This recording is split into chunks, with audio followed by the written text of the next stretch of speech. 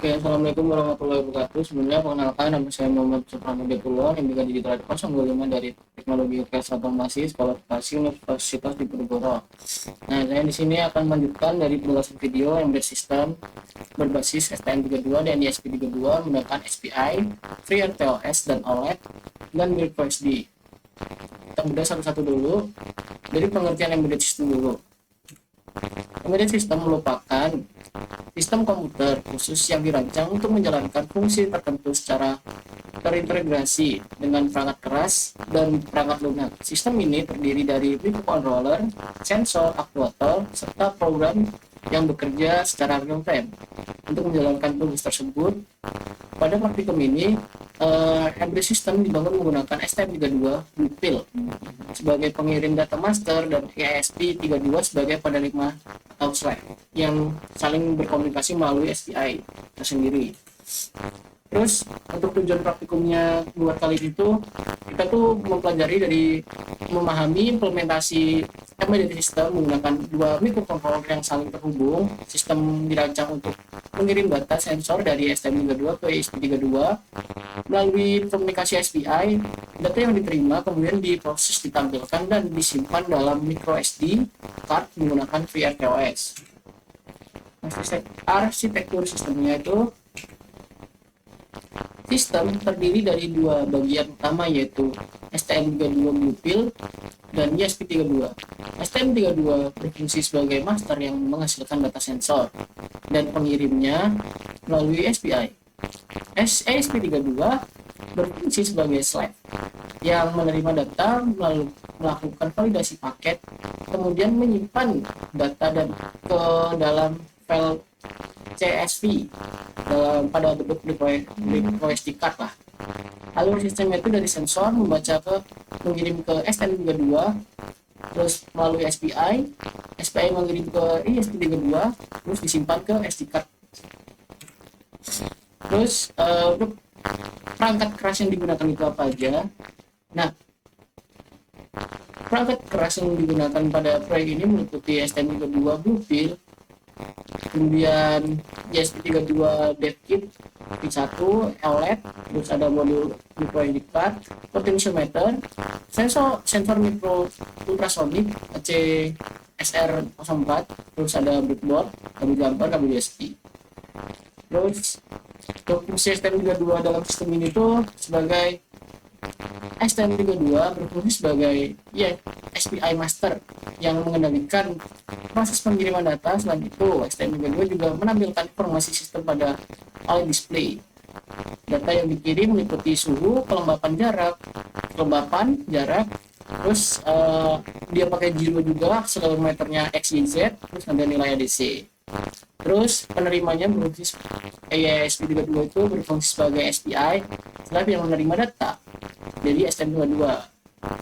Setelah penerima paket data, ESP32 melakukan verifikasi marker data, validasi integrasi paket, terus menampilkan data melalui serial monitor, terus menyimpan data ke microSD card. Itu. Terus komunikasi SPI pada sistemnya itu seperti komunikasi SPI digunakan sebagai media transfer data antara STM32 dan ESP32. Pin SPI yang digunakan tuh PA4 sampai PA7, digunakan untuk SS, SC, serial clock, terus ada MISO, MOSI, terus ada ESP-nya itu juga GPIO 5, 18, 19, 23. Nah, kayak di situ lah. Terus struktur pakai data. Data dikirim menggunakan struktur sensor paket dengan ukuran total 32 byte. Paketnya kayak gitu, ada start marker, suhu, kelembapan jarak, akselerasi X, Y, Z, terus ada ADC value, terus ada end marker dan padding. Tujuannya untuk memastikan data yang diterima valid dan tidak mengalami kerusakan selama transmisinya. Terus implementasi FreeRTOS pada ESP32-nya menggunakan FreeRTOS untuk menjalankan proses komunikasi SPI secara multitasking.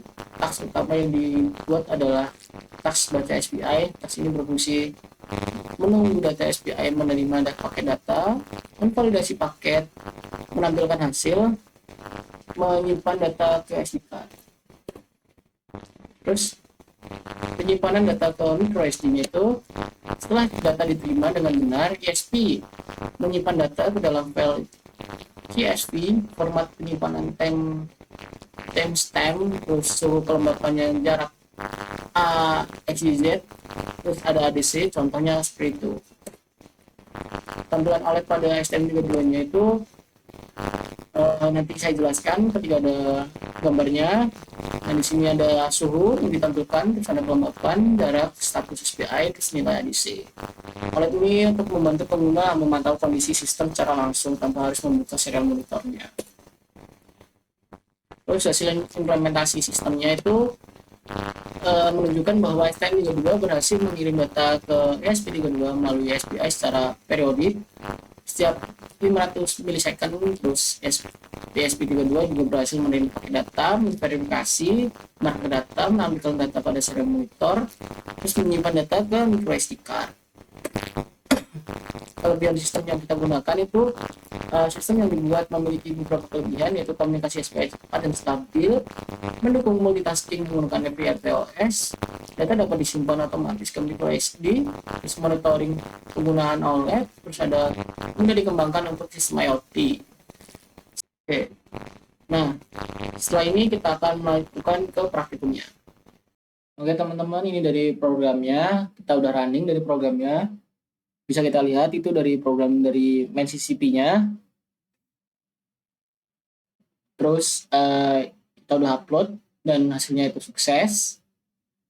Nah, itu dari outputnya, dari OLED-nya tersendiri menampilkan dari sensor, membaca sensor jarak, dan sensor ini, apa namanya, giroskopnya. Terus ada potentiometer juga yang kita pakai, nanti kita tampilkan gambarnya. Nah, ini untuk programnya itu udah kita running dari programnya. Oke teman-teman, untuk dari programnya, nah ini dari seluruh gambar dari rangkaiannya.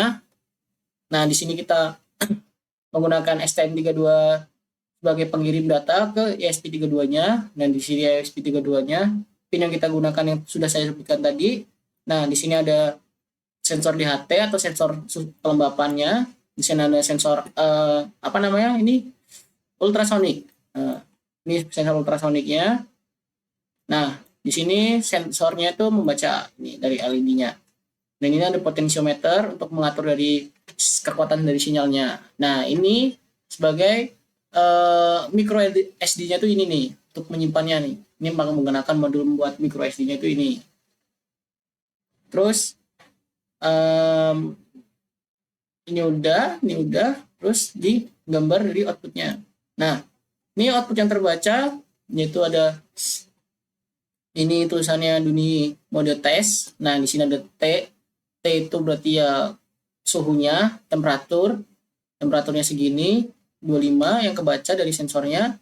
Nah, dari sensor dari kelembapannya itu ya segitulah, 60% lah. Terus dari jaraknya yang terbaca oleh ultrasoniknya itu 31 cm. Nah, ini dari ISP ADC-nya.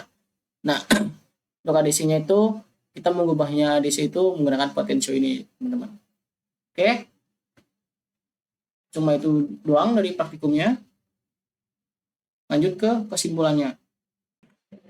Oke, teman-teman, kesimpulan dari praktikum ini yaitu pada praktikum ini sistem embedded yang dibangun menggunakan STM32 dan ESP32 berhasil mengimplementasikan komunikasi SPI master ke slave, multitasking menggunakan FreeRTOS, tampilan OLED, dan penyimpanan data ke micro SD card.